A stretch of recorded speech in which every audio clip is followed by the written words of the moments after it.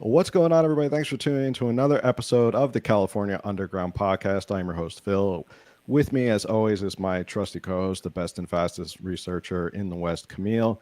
And tonight,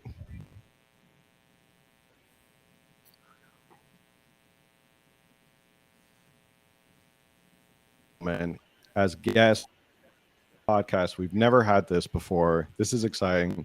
Brian and Megan Dahle, welcome to the show. Thank you guys for coming on. Brian, you've been on, but Megan, it's your first time on, so thank you both for coming on. How are you guys doing tonight?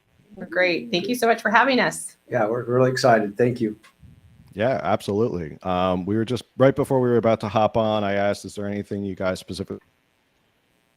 You said there's so much to talk about, and I agree about in California. But before we hop into that, for people who don't know you, introduce yourselves and give us a quick little how you guys got into politics and where you are right and how you got to where you are right now. Great. Start? You want me to start? Yep. Well, first off, you should know that we've been married for 24 years, and we have 3 children. We have our oldest is 23. Our next son is 21, and we have a 13-year-old daughter. So 2 boys and a girl. We both are from Northern California. Our families have a deep, long history in Northern California. My family homesteaded in Siskiyou County 93 years ago, and Megan's family were, I don't know how long. We've been there longer than him. Longer than us. So been around a long time. And so I actually got into politics just by wanting to serve my community and make sure that, my values and our community's values were represented at the county level. And so I served 16 years on the Lassen County Board of Supervisors before I ran for the state assembly, was elected to the assembly in 2012 and served 6.5 years in the state assembly and my remaining time in the Senate. When I went to the Senate, Megan came to the assembly, so she can tell her journey. But we basically, I think for both of us, it's that we love California. It's an amazing, beautiful state. We're those couple that aren't willing to leave. We will fight till the bitter end because there's something we're fighting for here. And what happens in California will eventually happen across the nation. So we need to get it right here. Yes. And so we're farmers. We have a seed business and a trucking division. And when our children were small and Brian was in the assembly, I also was co-owner of a plant nursery and on our local school board. So when Brian started in Sacramento, our boys were 10 and 12 and not quite old enough to run the farm yet. So I took over most of the operations, and the school board really motivated me and moved me into that local political realm. And very passionate about rural education. Most of the legislation I've run since I've been elected to the assembly has been around our rural schools and making sure that those outlying areas children get all access to all of the classes that they need. A proud mom moment for me is both of our boys were accepted to Cal Poly, and that's really hard to do. They graduated from a high school of 52 students. So that's all 4 grades. all 4 grades. So just really pushed hard. But something I learned on the school board as a parent with kids in school, you have to advocate at every level for your kids. And although we have great teachers in our schools, the curriculum and things that come down from at the state level really impact our children. And our children they really are our future. They're our workforce and they're the leaders coming up. And it's so vital. So that's where my passion started. And when Brian ran for Senate, the question was who would run for that assembly seat. And we're partners in life in everything we do. And so it felt right. I ran and I won in a special election. And so I've been elected since November of 2019. When Brian turns out in 2024, I'm running for his Senate seat. So I've just made that decision. Wow. That's great. Yeah. More Dahles. We need more Dahles, people like you in the legislature. Maybe this is a good way to kind of guide our episode tonight because there's 2 of you and I want to make sure we discuss some really important issues. Right off the bat, as legislatures, your number 1 topic that you're advocating for in the legislature? Whoever wants to go first. Well, I would start with just saying that there's so many things that are just unfortunate about California. We have Proposition 47, so crime. We have a lot of things happening. But I would just say that as a business owner and as somebody who has been here for 10 years, we've had a lot of money in Sacramento, more than there's ever been. And last year we had $108 billion in extra revenue. And this year we see a $31 billion deficit. So we went from 108 to minus 31 billion. And when you talk about what the future of California looks like, when we've chased businesses out of California. I mean, HP, Oracle, huge worldwide companies are leaving California, and that's our tax base. And so for me, the biggest issue is that are we going to have the resources, and are they going to be spent in a way that allows Californians to thrive? And we have the highest poverty rate at the same time. So it's really ironic that we're the fourth largest economy, and we have the highest poverty rate in the nation, and we have the highest living expenses. And those two don't go very well together. And at the same time, when we're seeing businesses leave California, the future looks really bleak for how are we going to manage balancing the budget and giving the services that government is supposed to do, like public safety and education and those things. We all need infrastructure.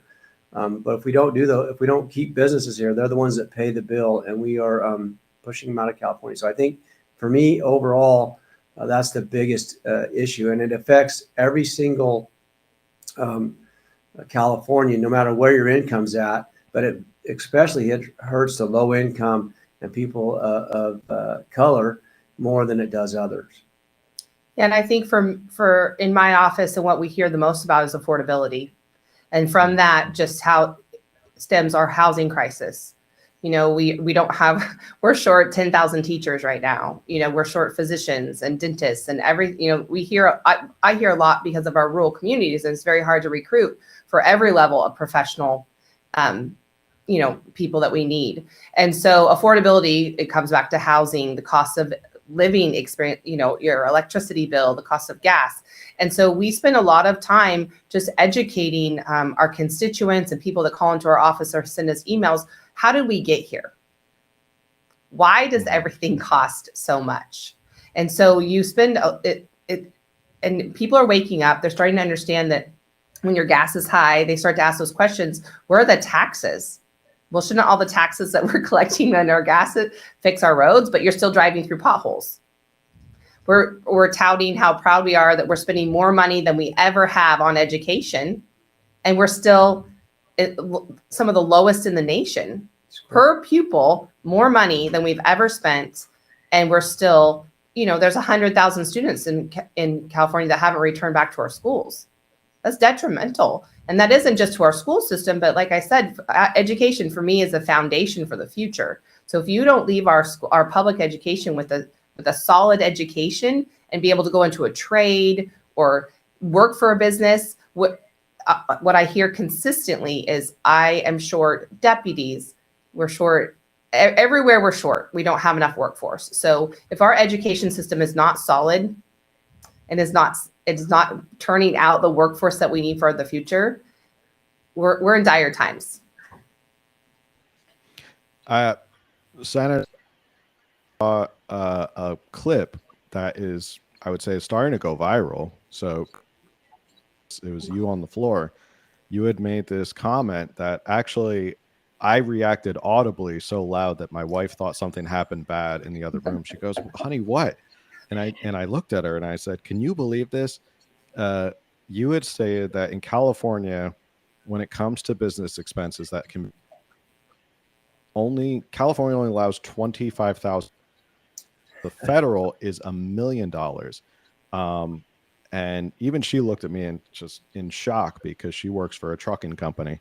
And so she has small business owners trying to buy anything, Toyota Corolla for $25,000, let alone any sort of construction equipment or farming equipment or anything like that requires millions of dollars. Talk a little bit about that and how you said businesses it's just not friendly to in California. Yeah, I was speaking on the budget on the floor. I missed a few of my points. I got a little bit too ahead of myself, but Yes, in California, the amount you can write off dollar for dollar is $25,000. So if you buy, let's just, for example, we're in the trucking business as well. So if you buy a $150,000 commercial vehicle, you're going to be able to write off in that year the first $25,000 dollar for dollar. At the federal level, it's $1 million. And so there's no incentive for you to invest, which when you do invest in that new piece of equipment, there's a sales tax that goes to the county. There's a sales tax that goes to the state. There's a licensing of it. There's all this revenue generated by your purchase. And at the same time, you're providing jobs, which there's a revenue from jobs as well. And so I brought that up because it should be a lot higher, and you would get more businesses to invest in their business because of the tax availability purposes like they do at the federal level. So, but what my point was in the budget is that, you know, it's, there's some cuts coming, but there's nothing in that budget. There was not one thing in that budget that actually promoted a business staying in California. Not one. There was not one thing you could identify. So why would you stay in California when we have higher lawsuits to your business? We have higher regulations to your business. We have the highest taxes for your business. There's no real incentive for a business to stay in California unless they just can't leave. That's Megan and I. First of all, we don't want to leave. We love California and we're going to fight to the bitter, but we can't pick our land up and move it to another state. And so that's what you see is the businesses that are left in California are those businesses that, you know, for the most part, don't want to leave or can't leave. And people that can move with their feet and still run their business have left California. And we've seen that. And that is, I think, to me, was the message I was trying to explain is like, there's nothing in here that makes a business want to stay, which I did explain at the first of that is that you can't have no member on the Senate floor can get a paycheck until a private industry pays a tax first. So you continue to regulate them, you continue to tax them and burden them. When you have no businesses, you don't get a paycheck. That was my point, was trying to say, hey, let's do something for the businesses. Make California a place where it's business friendly, and we will grow and we'll have those resources to have public safety, to have good schools, to have good roads. That was the point.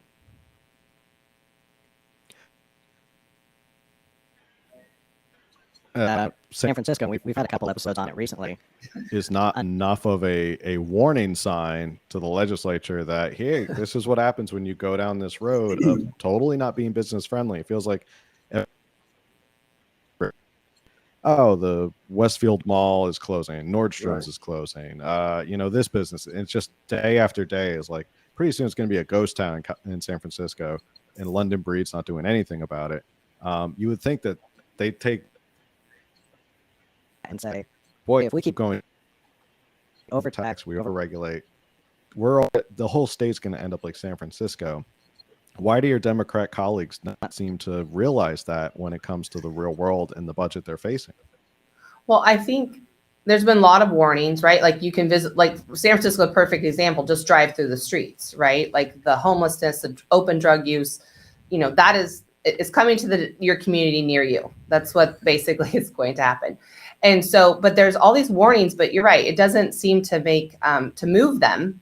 And when you're here, you know, within this 1 block, 1 mile, was it 1 mile? 1 mile. 1 mile square. I call it like the dome, right? We're inside of this dome when you're in Sacramento, and it's kind of, you're protected from the outside world as a member, right? You don't, unless you're hearing from your constituents, when you're here, their thoughts are, they think they're right because that's what they're hearing from each other, right? The same thought process.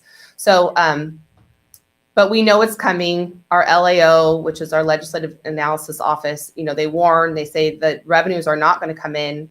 We'll be $11 billion short of what they're expecting coming. And the warning signs always come, but somehow they move things around and use some smoke and mirrors in the budget to make it look like they're balancing it. But it's coming. It's coming in the next year or two. And I think as Republicans, well, we have solutions. They're not heard in committee. They don't hear our bills. You know, we are a super minority, so we're shut out of those conversations. But we do have solutions. Just like Brian said, we're in business. So if we had an incentive to grow, we haven't grown a lot in the last 5 There's years just too because much risk. why would I go put another truck on the road? Hmm. Why would I go hire another truck driver, go through all the drug screens, all the things I have to do to put a truck, on the road and have the other payment, right, for another $200,000 piece of equipment. And so people are they're holding. If you're still in business in California, you're in a holding pattern. You're not growing. And so when we finally wake up as a state and give us those incentives, we will grow again. And another thing too is we're in agriculture. We innovate, we change directions, and that's a blessing of being a business owner. As you can here in government, we don't change quickly. The changes don't come fast enough like we can in our own business. Segue to one of the questions I wanted to talk about. Both involved in the California GOP. Got your plaque back, with the frame back there with the California GOP. Yes, look at us. I wanted to kind of talk about California GOP and how do we start to get these conservative solutions in front of Californians and propose them and get them in front of people because I feel like a lot of these solutions to the person on the street and said, hey, here's an idea that we can do in California. Don't put a Democrat or Republican label on it. I bet 9 times out someone's going to say, yeah, that sounds like a great idea. Why don't we do it? And it just seems like there's this disconnect with the California GOP and reaching voters right now. So let's start there and talk a little bit about that and solutions in front of people. Well, I would say, as somebody, do you want me to Go ahead. That's how you stay married 24 years. You make sure that you're okay to talk. What I would just say, valuable life advice. Yeah, as somebody who has been in politics now 27 years and a Republican in California, which is kind of interesting in itself. But the fact of the matter is that, I just went through a governor's race where 28% of the electorate is Republican, and we were able to get 41% of the vote. So I want to say that I think our message is that, if you like what you're getting with one party control in California, and we saw a big move. We got more votes for our governor's race than any candidate since Schwarzenegger, quite frankly. Mm-hmm. And so I want to say our party is a lot of independent, free-thinking people who don't just lockstep with everybody. We have our own opinions, and we're strong about those opinions. But I think we are trying to move with our leadership in the Assembly and the Senate with James Gallagher and Brian Jones, that we are focused on putting our differences aside and getting in lockstep and trying to get all these grassroots. There's so many grassroots organizations that are and doing, quite frankly, what we're doing right here today. We're talking about the issues and doing that, but trying to get them united behind the party and saying, look, okay, after the primary, lay your swords down and let's go get the enemy, who the enemy is the Democrat Party. And so we're hopeful. That's why we're doing these things. That's why we're continuing to do this, that we can unite all these, what I call the line officers on the ground that are doing warfare with those of us in Sacramento and at the local levels that are elected to try to move the ball forward. And I think we're going to get there because at some point, Californians are going to wake up, and a lot of them are, because we saw that gap between 28% and 41% that we actually got votes. They're saying, wait, we want to try something different. So we need to get up. And I think Megan was the one that brought it up today in caucus and said, Democrats all speak the same language. When they get on point, they all say, you can turn on the TV and watch it every night. It's like whatever they're saying, they're all saying it. Republicans, we're all saying something different, even though we're still saying it, but we're saying it a different way instead of saying it in a way that messages. So if we could figure that out, that we can message and the message doesn't, waver back and forth too much, I think we could gain a lot of ground. Yeah, so where I prefer to be is the strategist in the situation, right? Like, for instance, this one doesn't have any idea how much money we have, but he would have to ask me. So which is That's true. It's Yeah, true. straight up. So I love uniting people. I love putting people in a room and trying to figure out how we can get to the same place that we all want to go, right? And we all are independent thinkers, and each one of us in our district, we know our districts well because we all have very, different issues that we're facing, but nothing else matters. And I say this over and over again to groups that come in to meet with me, great parent groups that come in to advocate at the Capitol, and I sit with them and we spend time, but absolutely nothing else matters until we're out of the super minority. We can fight over whatever we want to fight over, but the only focus should be getting us out of the super minority. That means pick those seats in the Senate and the Assembly, those target seats, hold or pick up, our hold seats, our target seats, and pick up the ones that we're all going after. And we are committed on the Assembly caucus and well as on the Senate, is to be able to really voice that to our constituents and to the voters. These are the races that we are getting involved in and we're getting behind. And so that way, every grassroots effort can be there with us. Because right now we're not doing that, right? We're talking about issues, which is very important, but not like running for school board. I was on a school board, so I can speak to this, right? You can be on a school board and you can advocate and you can raise heck all you want. But if the curriculum comes down from the state, that is what they're going to teach in your school. Even if you're on that school board, even if you protest out front, even if you do all those things, it's coming, right? So unless we flip those seats, and I've said this to many Republicans before, Republicans do not author bills with mandates. Republicans do not author bills that come after your parental rights. We do not author bills that, hurt us for our public safety. We are for affordability and accountability, public safety, safe communities. That's what we are for. And so I'm just always like, we are not your problem. Republicans are on your team. We just need more of us. So that is our focus. And that's what I'm going to push for. That's why I'm meeting with groups and talking to them individually. And we're really hoping to unite coming into this next election, our grassroots efforts across the state. That's something I've told, I think, ad nauseum, and Camille can back me up on this. How many times have I said, it's so important, everybody wants to, make California flip it red overnight. And I try to tell people, I'm like, no, you have to start small. Politics is an incremental game where if you should be break up the supermajority in Sacramento, all of a lot of things change. And you guys know more about the procedurals and the caucuses and committees and stuff like that. But breaking up the supermajority goes a long way in California. And I feel personally, when you look at the races up and down the state, a lot of races are very close. They're within percentage points. So while you look up and we're getting our butts kicked up and down the state, you look at them and they're so you get good candidates in there. And then going back to Senator Dahle, where election recently gave me hope that it was the best in over 10 years. I said, this is amazing that there's so much enthusiasm behind you. So I think there is a cause for some sort of enthusiasm that people are starting to tune into these conservative solutions. Would you agree with that? Yeah, and I would say to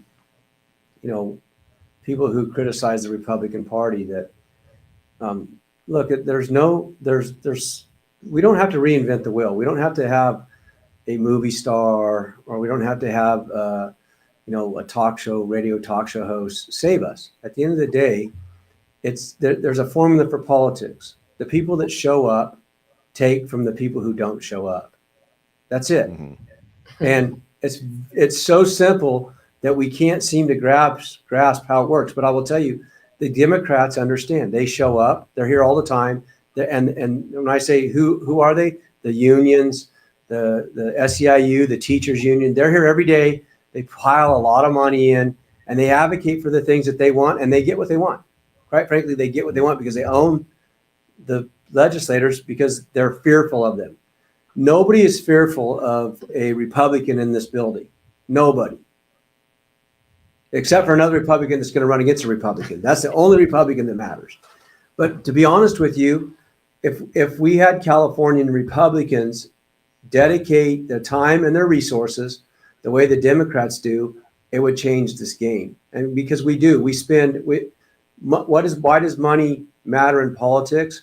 Because money is name identification. Why did everybody vote for Arnold Schwarzenegger? Because they all knew who the Terminator was. And it wasn't because he was some great guy in politics. It's because they knew who he was, and they wanted something different. So no different in this game. Money means you can advertise who you are, and you can also exploit your opponent. And they do that very well on the other side of the aisle. They have a lot of money. They exploit us. They exploit national stuff. They spin it. They do all those things because they have the resources to do it. We have a very little bit of resources to try to defend what their lies are, at the same time trying to promote ourselves. So if we had the resources, and we had the people behind us, we can change the state. Look, there's a lot of people that, if just like you said earlier, Phil, if they didn't know who the author was and you ask them about an issue, Californians are with us, but we have to be able to not be demonized, and we have to have the resources to be able to tell our story. I think that's the biggest challenge that we're faced with, and it is a long game. I think you hit the nail on the head. This is not a one-hit wonder. You know, every once in a while we get a Republican as a governor, but we need to take back the legislature, and that means that we have to have a long game. That means that you have to be dedicated to staying here. I mean, Scott Wilk, I would bless his heart, he did a great quote on, I think it was 957. Yes. About if you love your children, get out of California. Well, I love my children, and I'm not leaving California. I'm going to stay here and fight. And that's the point, is we have to be in the fight for a long time, and it takes a lot of work and a lot of resources to do it. And the other side, quite frankly, is here all the time, and they're consistent. They're long game. Take a little bit of a bite of the pie at a time, and before long you have the whole pie. We need to have that same attitude as Republicans, and we need to show up, and we need to get our wallet out, and we need to do our job. And it's not we're outspent 3-1, but we may lose a seat by 1,000 votes. So, I mean, they have to spend a lot of money to tell their lies, right? And so we can do it, and we don't have to have we need money and resources, but we don't have to have that same, it's okay if we're maybe only spent 2-1 instead of 3-1, right? Because our message is right. Our message is good. It's sound. And we just need the resources to get out there. Yeah. And I guess that leads me to another question about this, is that you guys are much more involved.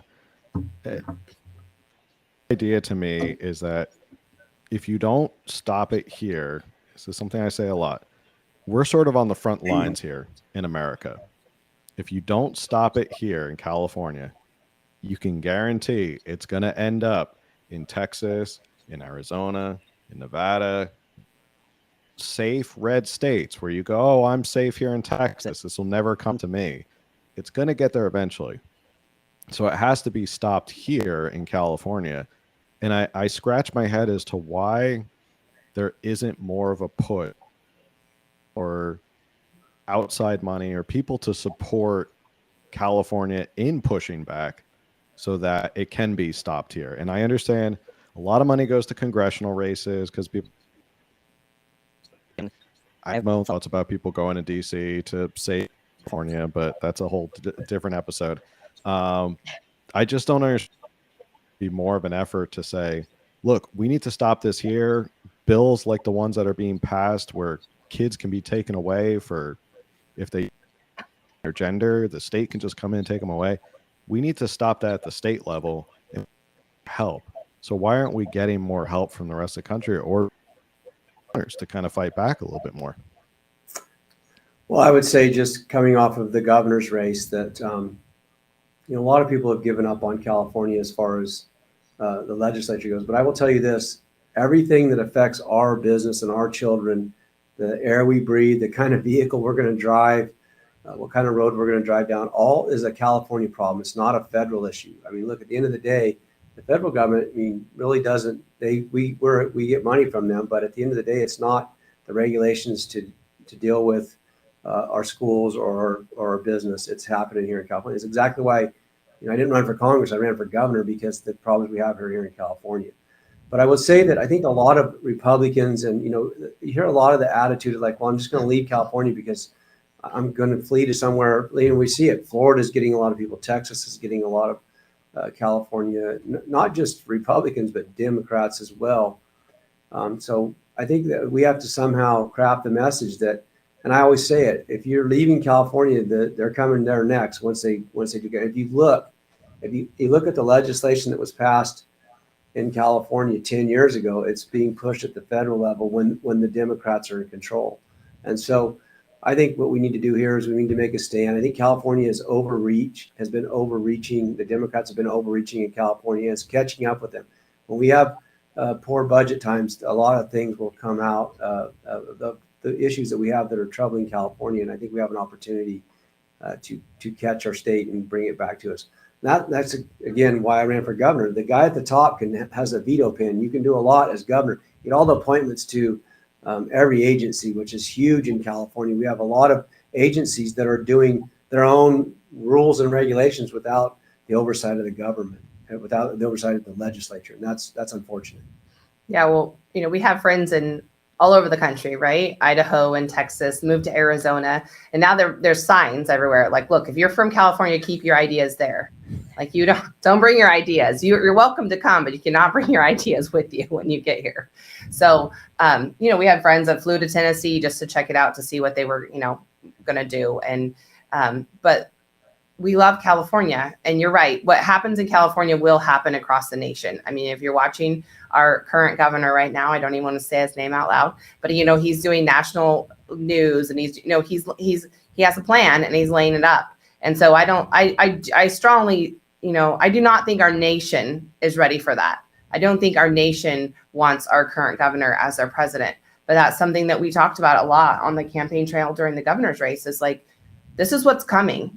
And it's going to come for, you might think you're safe in Texas, just like you said, or Tennessee or wherever. It's coming. It will come. So you're right. We need to put up a strong fight here in California. And we are, but I don't know yet how maybe if we just get all those people that have fled California to donate and to some kind of flip your state back so you can return. That's what we need. Yeah, you definitely need a good slogan or a good campaign to do that. Yeah, can I say some things, ask some questions? I was watching that hearing with when Scott Will made his comment, and I really appreciated his comment that for years he's seen we're protecting children, but it's time to protect parents. I definitely resonated with that, but then he did follow that up with, if you're a parent, you need to leave. And then I didn't like that. I'm a parent of 4. I'm not leaving. And I want to save California. I want my children to stay here if they so choose, as they're entering adulthood. And I would like them to be able to afford to stay here. And I hope they want to be near me. I can't stand the thought of them being far away.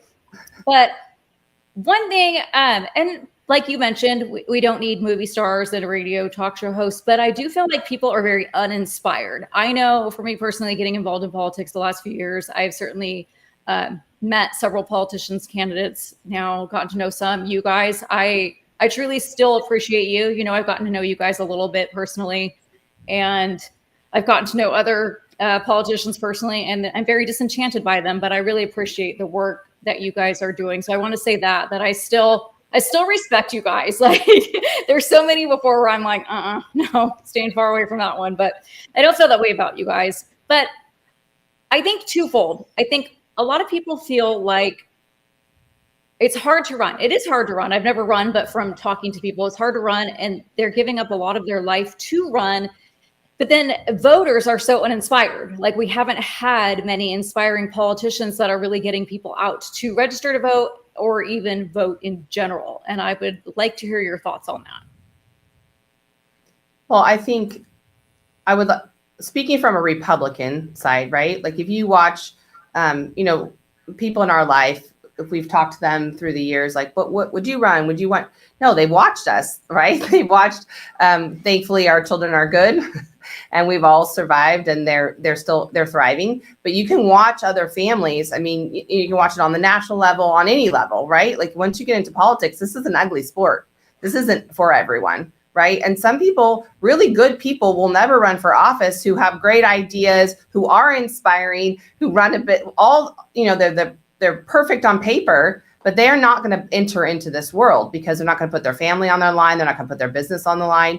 And it, like I said, it's ugly. Right. And so I think that's hard. And so when you do find, I think for us, like the inspiring part is like, we're also in it. So we're in politics, and then when you're in a super minority, you have to do politics, right? Like if I ever want my bills out of committee or want them to be heard, there's certain things that you have to do. So there are some trade-offs, right? You can be super charismatic. And I always say there's those rally speakers. I'm not a rally speaker. It's not maybe someday that will be like what I move into. But right now my strategy is I want a school, nurses in my schools, right? Like we don't have any, and we have a type 1 diabetic godson who needs his insulin.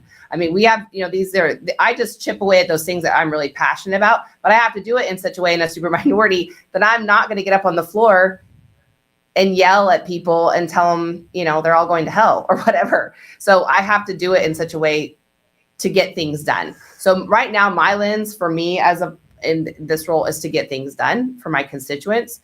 But you're right, like an overall charismatic. And what happens though, I think, and Brian can weigh in on this, is you might have somebody that's really charismatic and they're a great speaker and they will rally people, but they get here and they don't know how it works. And so, Arnold Schwarzenegger is kind of a great example. He gave it, so you have to know how it works, right? You have to know how this place works. You have to know how the budget cycle works, how you can get a bill through both houses. And so. Well, I would say that, What are your at the end of the day, as Megan said, this is a contact sport. It's and I think for us, it's more of, for me, it's like we've had 30 something legislators to our district. And so you can be strong and you can be conservative and you can do it in a way that you're respectful at the same time and it's not personal. So I think a lot of people take politics personal, and it's their badge to, get on TV and spout off. But if you want to be effective and true to who you are, which is what this isn't the best job we ever had. We would rather be home, raising our children and running our farm and enjoying California. But we know this is something we're called to do. And there's a higher calling than that. And we'll put ourselves out there for that.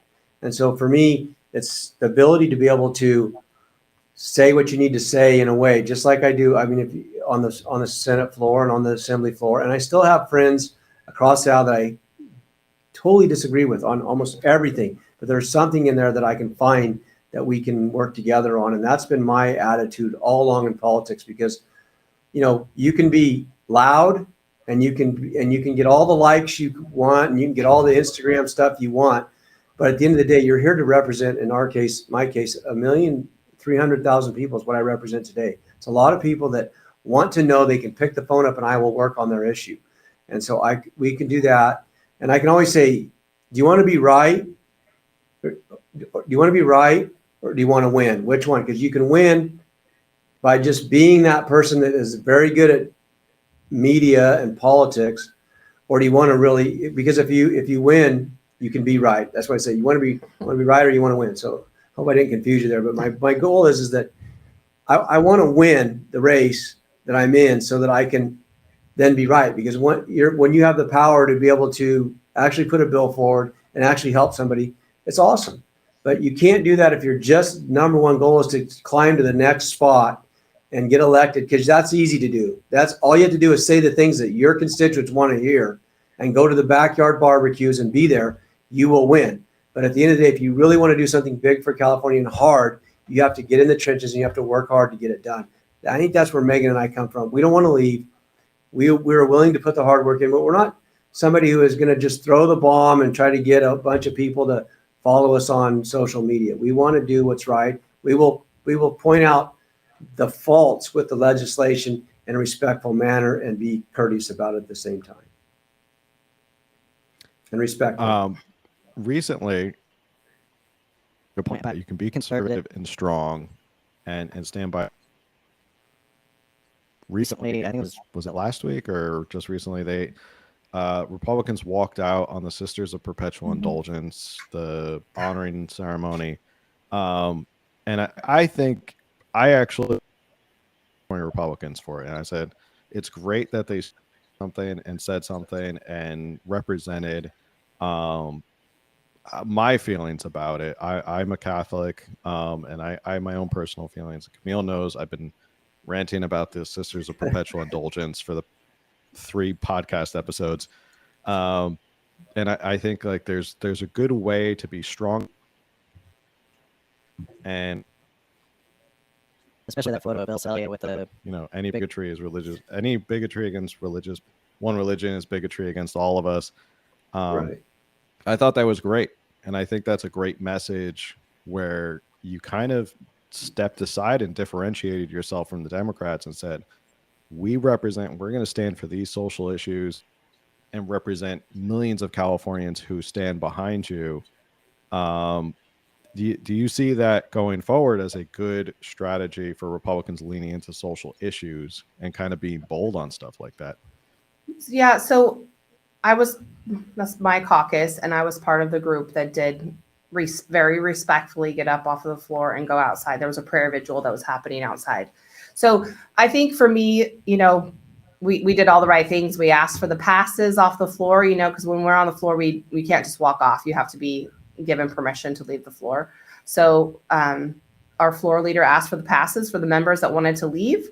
We were given the passes, and we just respectfully got up and went out to the event outside.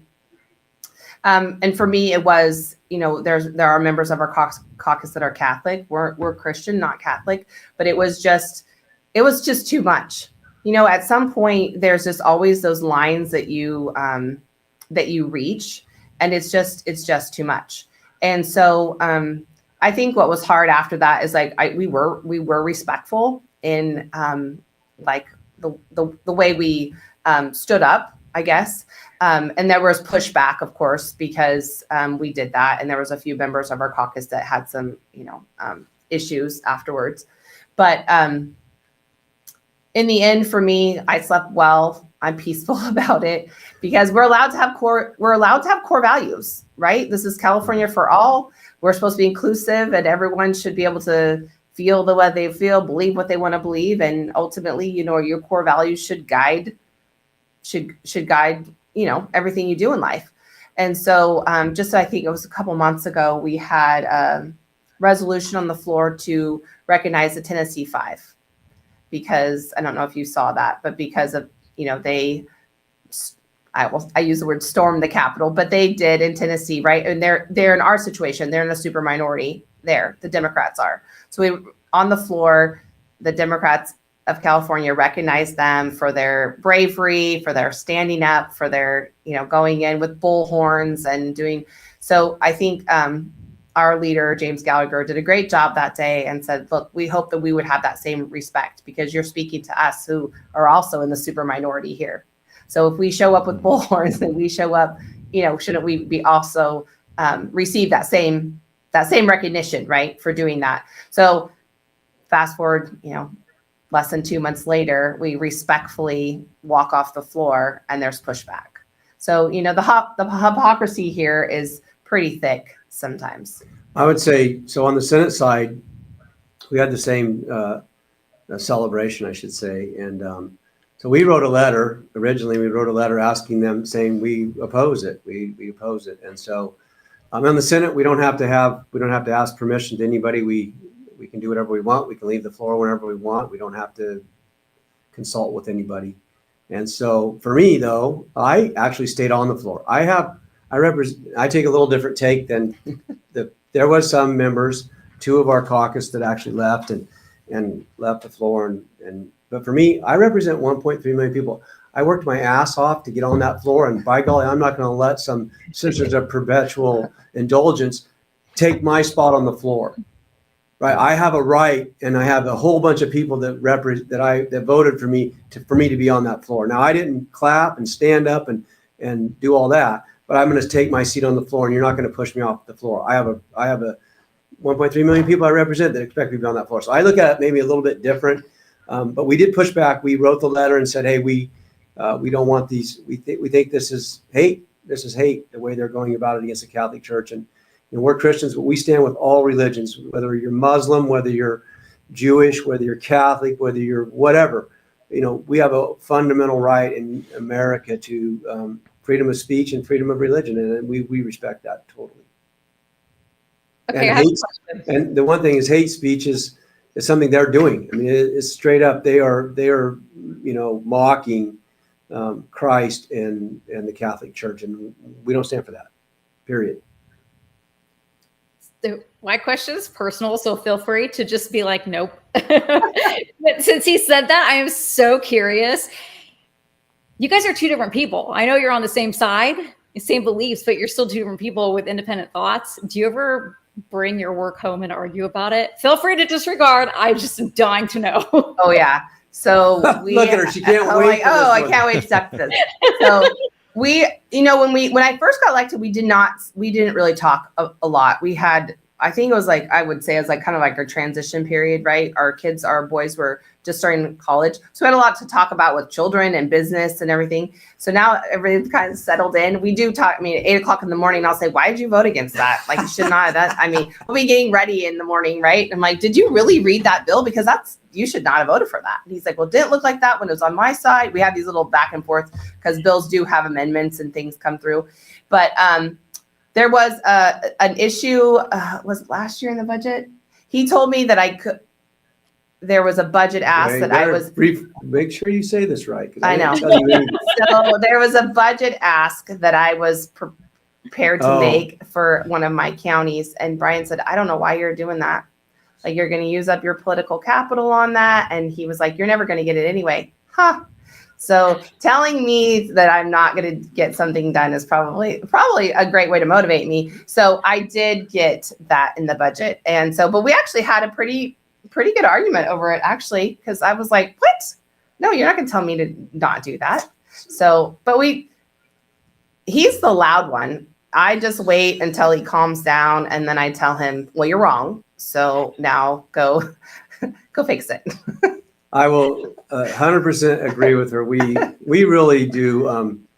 Our whole time since we met, I mean, we dated for 3 years before we got married. And so, but we are a real team. I mean, at the end of the day, Megan's right. I'm the go do it.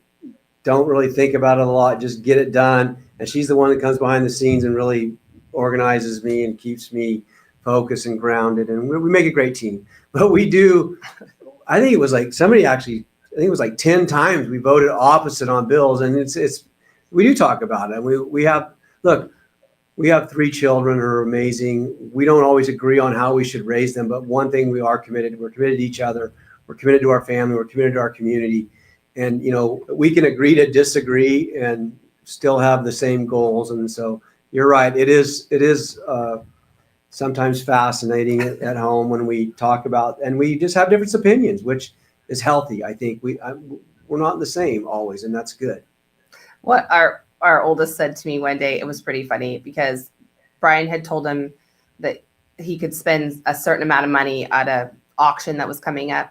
I said, I don't know. I'll see what I want to do when I get there, right? And Chase just said, okay, whatever, Mom. It's just your world and we all live in it.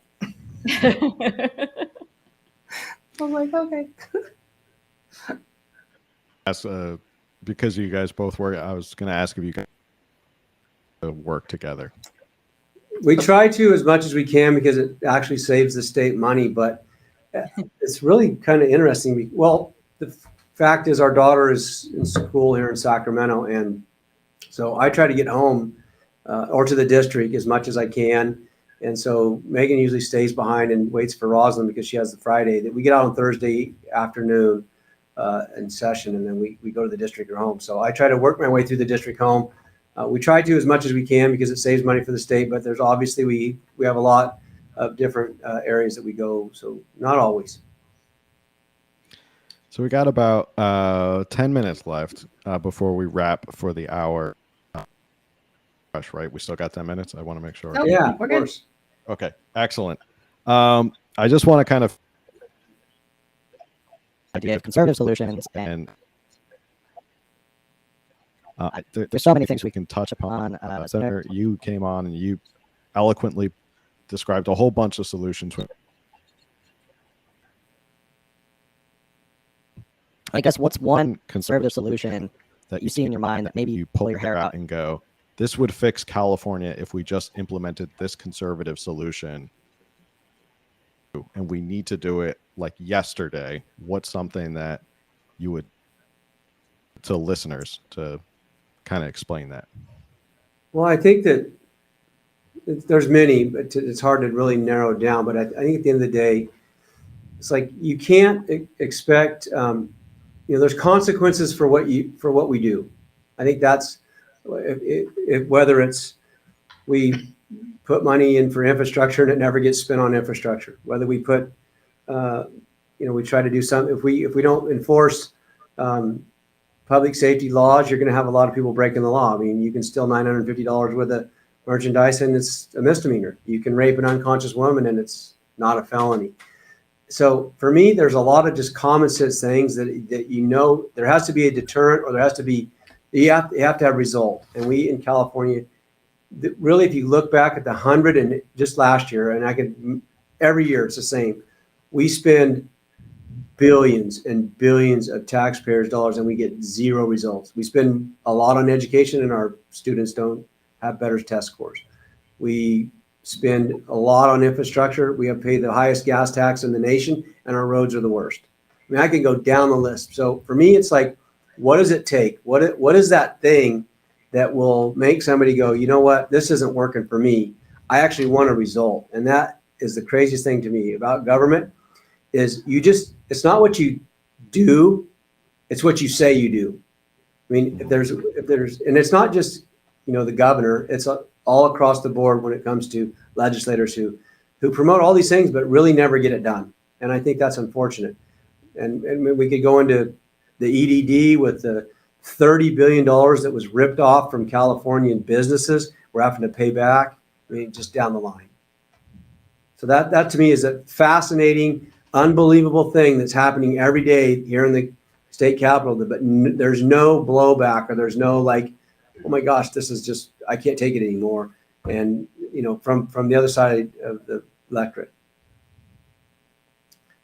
I think accountability. We just don't, we talk about that, but it doesn't really happen. I mean, I was on, you have hearings where they bring in, the different agencies and they have to come before you and give you a briefing, but we need more money. We're short positions. We can't officially do our job, for whatever board, right? We have all these boards and these bureaucrats across, but, we still don't have above ground water storage.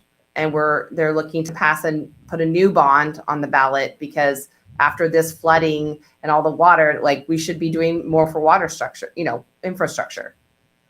But there's no accountability for where the bond money previously has been spent. So we're just going to keep pushing it down the road. And I think right now, that Californians it's finally where we can't push it any further because, you can say everything's great and the governor can say, look at us, we lead, we innovate, we lead, but you still go to the grocery store and you pay more for groceries than you have that I can think of since raising our children. You still go to the grocery store and it costs you 4 bags of groceries are $150. And you're like, what did I buy? You bring them home and lay them out on the counter. You're like, what did we buy today? Or the gas for your child to go to sporting events is now, you're going to have to pick a sport. You can't do everything you did before. So Brian's right. They keep saying everything's great, everything's fine, but nothing's fine and nothing's great. Are we both just speechless? We're sorry we couldn't pick out one thing that we could do. Basically. No.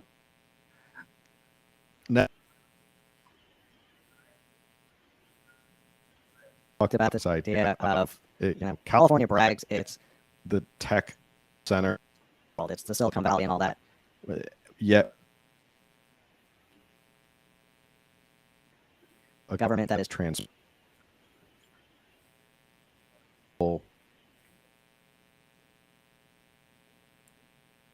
every citizen. Where's your money going? Wait, Where's the gas tax going? Is it going to fix roads? Is it going to some slush fund that's or Democratic lobbyists or stuff? stuff like it just The silver lining of the state the is it does expose of what's going on in Sacramento, because now they they can't a lot of money and throw money at issue.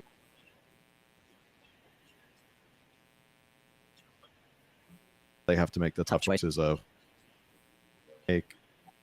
support this. Actually, Thing. And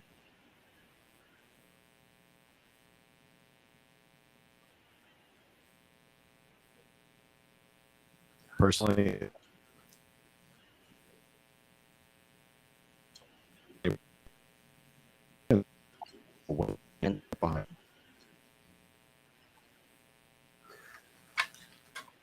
clean I up think we're losing you, Phil.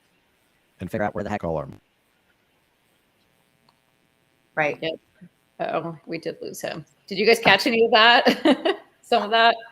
Some of it, but not all of it. Well, I think his point was that, you know, there has to be accountability, and you can't just continue to spend money and not have results. And so when we do that, we don't have, the thing is, when you have every single constitutional office controlled by Democrats, I mean, you have the attorney general laying out, you know, what's going to be on the propositions and how they're going to be worded, and you have the governor doing, you know, I mean, every office is working against you.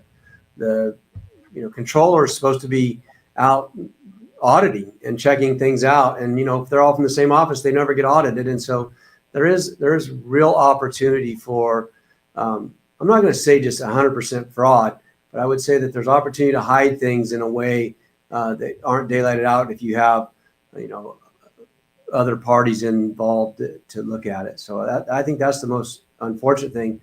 But I think the biggest question to me is that, what does it take for somebody in California who is independent or a Democrat or even a Republican that's not voting to wake up and say, wait a minute, I actually want a result for what I'm paying out. I want my children to have a better education. I want a better road to ride on.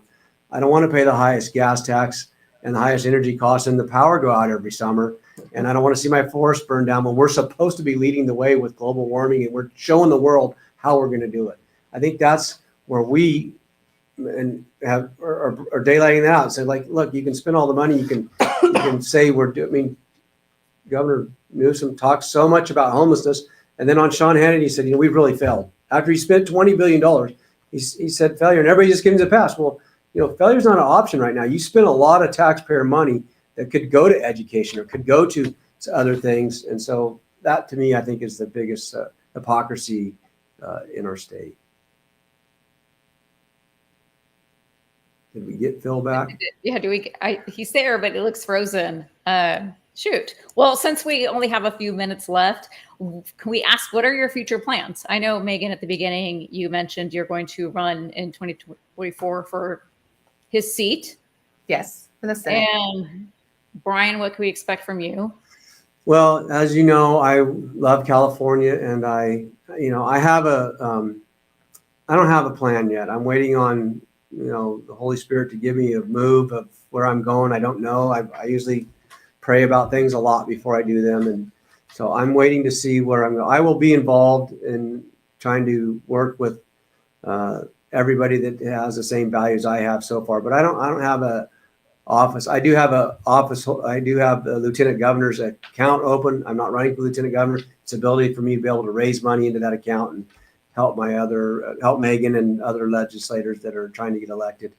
And so, but for right now, I will just tell you that I don't have a plan.